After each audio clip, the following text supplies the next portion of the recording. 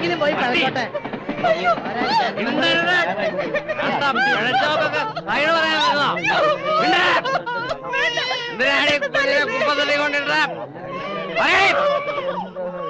സത്യം പറഞ്ഞോണം. എന്തിനാണ് ഈ കുഞ്ഞിനെ കുപ്പത്തടി കൊണ്ടിട്ട് ഒരു നിവൃത്തി ഇല്ലാത്തോണ്ട് കണ്ടടത്തൊക്കെ മേഞ്ഞു നടന്നപ്പോ വയറ്റിലുണ്ടാവും ഓർത്തില്ലേ നീ?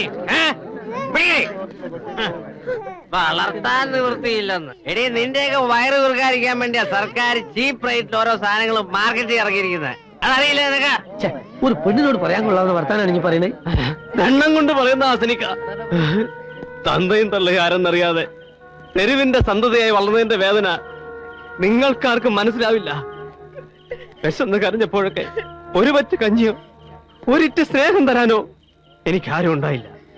തെരുവ് തണ്ടി, തന്തയില്ലാത്തവൻ എന്നൊക്കെ പറഞ്ഞ് ഒരു പട്ടിയെ പോലെ എന്നെ ആട്ടി ഓടിക്കുകയായിരുന്നു. ഒരമ്മയുടെ ചൂട് തട്ടി വളരാണ്ട ഈ കുഞ്ഞിനെ ഈ കുപ്പത്തൊട്ടിലിടാൻ നിനക്ക് എങ്ങനെ മനസ്സ് വന്നേ? പുല്ലേ, കൊണ്ടുപോടി.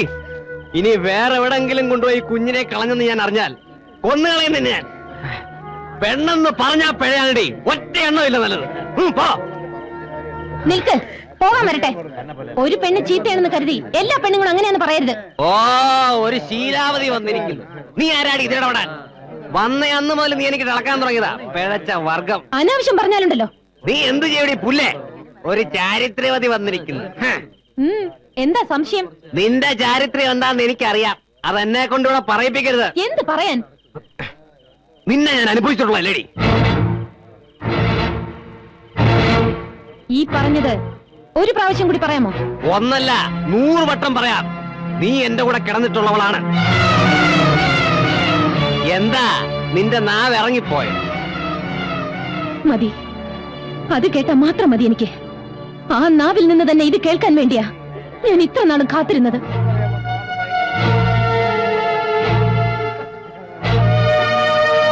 കാശിനു വേണ്ടി എന്റെ മാനം നശിപ്പിച്ചിട്ട് ഇപ്പൊ നിന്ന് സദാചാരം പ്രസംഗിക്കുന്നു. പെണ്ണെന്ന് പറഞ്ഞാൽ പിഴയാണെന്ന് വിളിച്ചു കൂവുന്നു. നിൽക്കൂ, ഇതിന് സമാധാനം പറഞ്ഞിട്ട് പോണം. നിങ്ങൾ ചെയ്ത ക്രൂരതയുടെ ഫലം എന്റെ വയറ്റിൽ വളരുന്നുണ്ട്. അതിന് ഞാൻ എന്ത് ചെയ്യണം?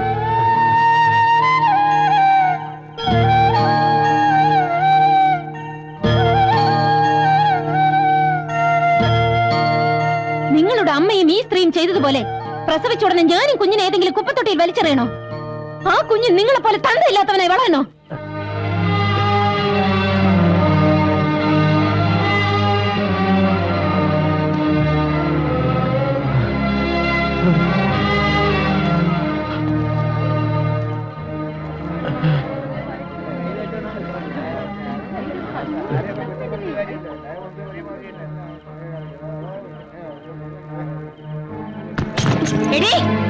നീ ഇത്തരക്കാരിയാണെന്ന് ഞാൻ വിചാരിക്കുന്നത്.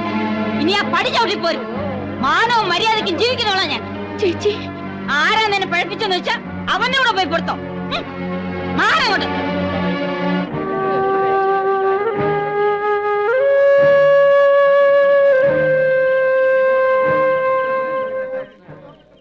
അച്ചുട്ടേ, ഞാൻ ഈ കേട്ടതൊക്കെ നേരാ. പറയണോ? ഒരു വീട്. ഓളെ കണ്ണീര് വീണാൽ എന്നോട് പടച്ചോൻ പോലും പൊറുക്കൂല. യോളെ വിളിച്ച് കുടിക്കേറ്റ്.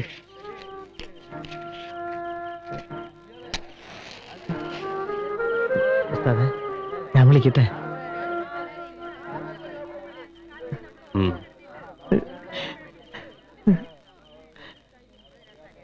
എന്താ എല്ലാരും നോക്കി നിൽക്കണേ? കാഴ്ച കണ്ട് മതിയായില്ലേ? പോയി കിടന്ന് ഉറങ്ങാൻ നോക്ക്. പെങ്ങളെ വാ.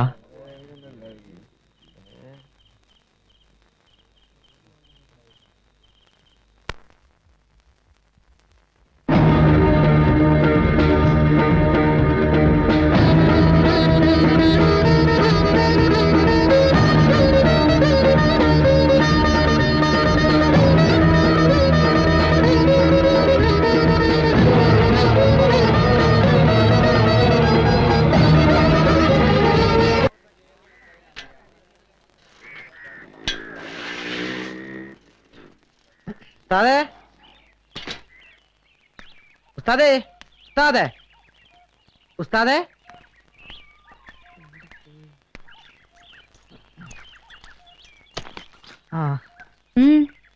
ഉസ്താദ് എവിടെ? എന്നോടാണോ ചോദിക്കുന്നത്? രാത്രി ഇവിടുന്ന് ഇറങ്ങിപ്പോയതാ. എവിടെ പോയതാ? കണ്ടിട്ട് എന്താ ഇത്ര അത്യാവശ്യം? ഇന്ന് ആരുടെ കയ്യും കാലം വെട്ടാനാ കരാറ്? ഈ വെട്ടും കുത്തുമായിട്ട് എത്ര കാലം ജീവിക്കാമെന്ന നിങ്ങളുടെയൊക്കെ വിചാരം? എല്ലാത്തിനും ഒരു അവസാനം ഉണ്ടാവും, അത് മറക്കണ്ട. എന്റെ പെങ്ങളെ, ഞാൻ അതിനൊന്നും വന്നല്ല. എന്റെ ബാഗ് എടുക്കാൻ വന്നാ. ഞാൻ ഇവിടുന്ന് താമസം മാറാ. പോട്ടെ. അവിടെ നിക്കേ. നീ എങ്ങോട്ടാ ബാഗ് എടുത്തോണ്ട്? നമ്മുടെ ഗോപാലേട്ടന്റെ കടയുടെ മുകളിൽ ഒരു മുറി ശരിയായിട്ടുണ്ട്. അതുകൊണ്ട് ഞാൻ അങ്ങോട്ട് മാറാൻ പോവാ. അത് നീ മാത്രം തീരുമാനിച്ചാ പോരല്ലോ. ഇതകത്തോണ്ട് വയ്ക്ക്. ഉസ്താദെ, അത് ശരിയാവില്ല. നീ ആരെ പേടിച്ചിട്ടാണ് ഇവിടുന്ന് ഇറങ്ങിപ്പോകുന്നത്? ഇത് എന്റെ വീടാണ്. ഇവിടെ ആര് താമസിക്കണം, ആര് താമസിക്കാതിരിക്കണം തീരുമാനിക്കുന്നത് ഞാനാണ്. മനസ്സിലായോ? ആരും പേടിച്ചിട്ടല്ല. ഇനി ഞാനിവിടെ താമസിക്കുന്നത് ശരിയല്ല. പെങ്ങളെ, ഞാൻ പോട്ടെ.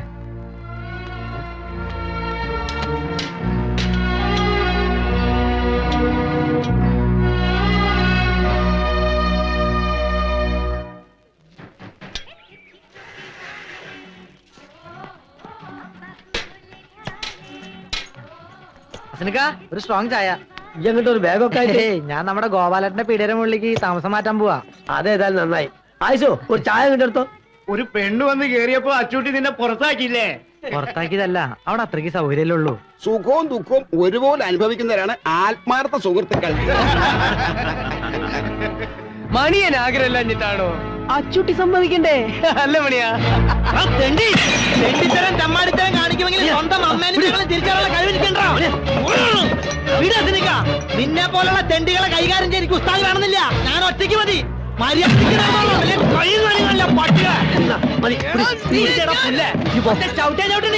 അന്നോട് ഞാനാ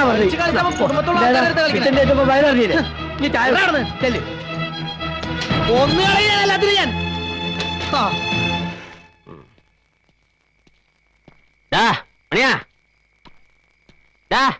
മണിയാ, ഇവനിത് എവിടെ പോയി കിടക്കുന്നത്? ഓ, നീ ഇവിടെ തന്നെ കുടിയിരിക്കുകയാണല്ലേ? വന്ന ഉടനെ ഇറക്കി വിട്ടില്ല അവനെ. അവകാശം സ്ഥാപിക്കാൻ. അങ്ങനെ ജയിച്ചു എന്നൊന്നും ആരും വിചാരിക്കണ്ട. നിന്നെ അനുഭവിപ്പിക്കും ഞാൻ. നോയിക്കോ. ഇതിൽ കൂടുതൽ എന്ത് അനുഭവിക്കാൻ? എന്നെ ഈ നരകത്തിലെത്തിക്കാൻ നിങ്ങളെ കൊണ്ട് കഴിഞ്ഞല്ലോ. ആര് പറഞ്ഞത് നിന്നോട് ഇങ്ങോട്ട് വലിഞ്ഞേറി വരാൻ? ഇറങ്ങി പോടി ഉല്ലേ. എവിടേക്ക്? ജീവിക്കുന്നെങ്കിൽ അത് ഇവിടെ നിങ്ങളോടൊപ്പം ആയിരിക്കും. ഇതിലെ വെള്ളം ഇവിടെ പോയി. ചോദിച്ചത് കേട്ടില്ലേ? ഞാൻ കുടിച്ചു. കുടിക്കേ? എന്താ, എനിക്ക് വെള്ളം കുടിക്കാൻ പാടില്ലേ? ഒരു പട്ടിയെ കൊണ്ടുവന്ന് കെട്ടിയിട്ടാ പോലും അതിനെന്തെങ്കിലും കൊടുക്കണം എന്നുള്ള വിചാരം ആർക്കുണ്ടാവും?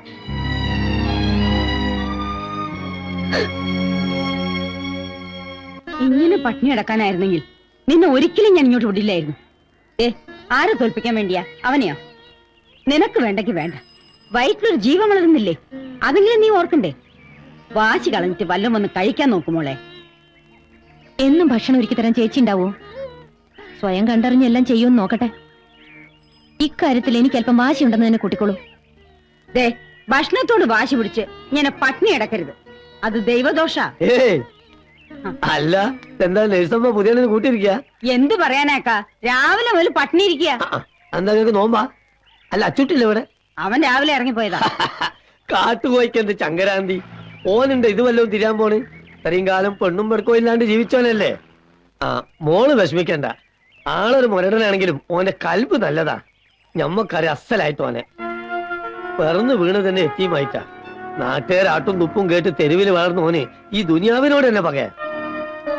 ചില രാത്രിയിൽ ഓന് നമ്മളെ മുമ്പിലിരുന്ന് കൽബ് പൊട്ടി കരഞ്ഞിട്ടുണ്ട്. എന്താന്ന് ഇതുവരെ അറിഞ്ഞിട്ടില്ല. അതൊക്കെ ഓന് കിട്ടിയിട്ടുമില്ല. ഇനി അതൊക്കെ ഓന് കൊടുക്കാൻ മോക്കേ കഴിയും.